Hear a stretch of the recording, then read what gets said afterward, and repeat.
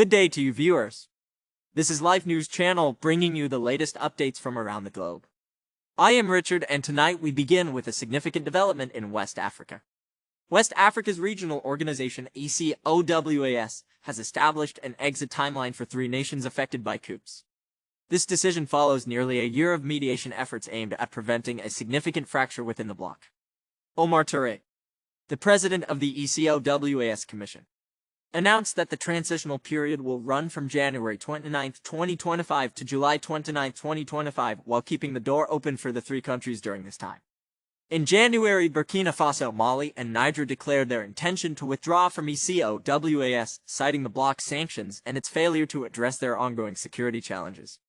Membership in ECOWAS offers significant advantages, such as visa-free travel among member states, and it remains uncertain how this will be affected once the 3 nations exit the organization. At the summit's opening, Touré expressed that the decision was disheartening.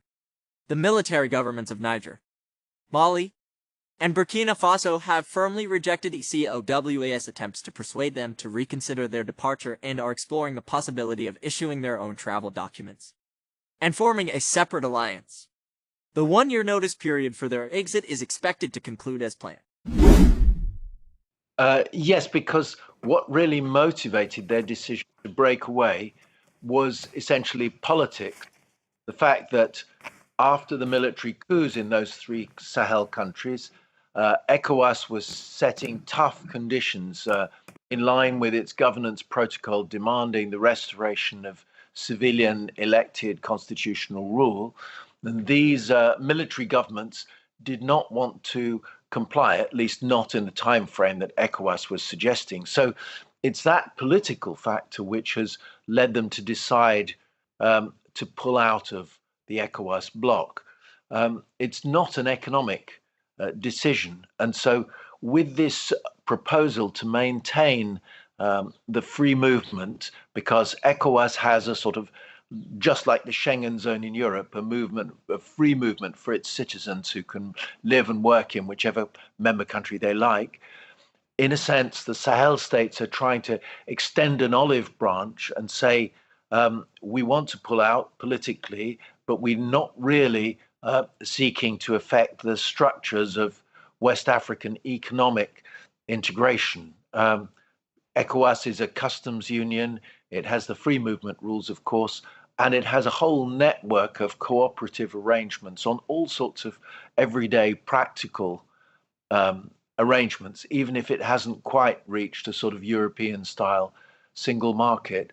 And at the very human level, borders in West Africa are very porous, very informal. Huge numbers of people move back and forth all the time. They have family on both sides of the borders. There are, for example, millions, possibly as many as 3 million or even more, Burkinabe citizens resident in Côte d'Ivoire, where they're very heavily involved, particularly in the cocoa sector. So the Sahel states have made this gesture. Whether the ECOWAS leaders will decide to reciprocate immediately, or perhaps only on a provisional basis, or whether they decide to have some sort of discussion about the details of transition and how far there will be a sort of separation or a breakup of the links remains to be seen. And then overlying all this, the 3 Sahel states are also members of the CFA franc, which is not an ECOWAS currency, but is nevertheless a currency used by 8 countries in West Africa, and all the other 5 members of that monetary bloc are in ECOWAS and are remaining.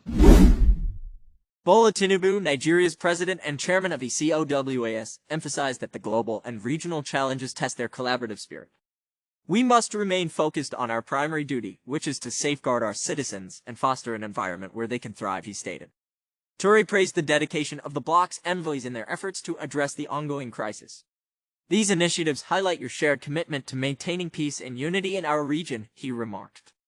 One significant advantage of being part of ECOWAS is the ability to travel freely among member states. And it remains uncertain how this will be affected by the departure of 3 countries from the bloc.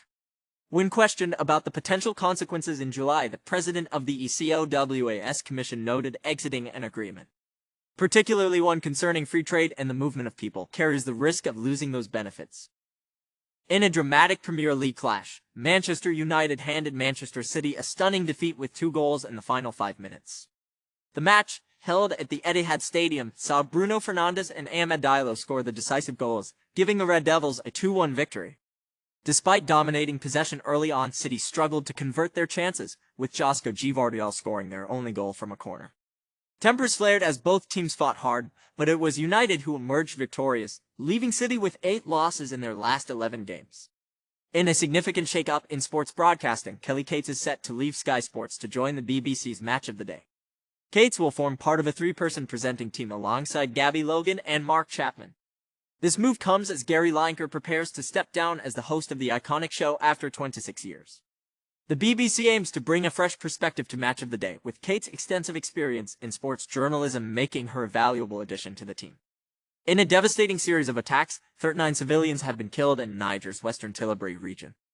The Niger Armed Forces FAN reported that the incidents occurred in the localities of Liberi and Kakuru. On Monday, 18 people lost their lives in Kakuru, while on Tuesday, 21 people were killed in Liberi. Among the victims are many women and children. The FAN described these attacks as cowardly acts by criminals cornered by the incessant operations of the defense and security forces. The authorities have expressed their deep indignation and solidarity with the bereaved families, reaffirming their commitment to take all necessary measures to find and neutralize the perpetrators. Liberi and Kakuru are situated in the Three Borders region, where Niger shares boundaries with Mali and Burkina Faso. This area has become a hotbed of insecurity in recent years, plagued by attacks from various jihadist groups. The ongoing violence has left communities in fear and mourning as they struggle to cope with the constant threat of attacks. RSF paramilitaries attacked El Fasher, killing 38 people, including a missile strike on a hospital. The ongoing conflict between the RSF and Sudan's army has caused widespread violence, displacement, and severe sexual violence, with both sides accused of targeting civilians. This has been Richard with Life News Channel. Stay tuned for more updates on what is trending around the world. Thank you for watching and bye for now.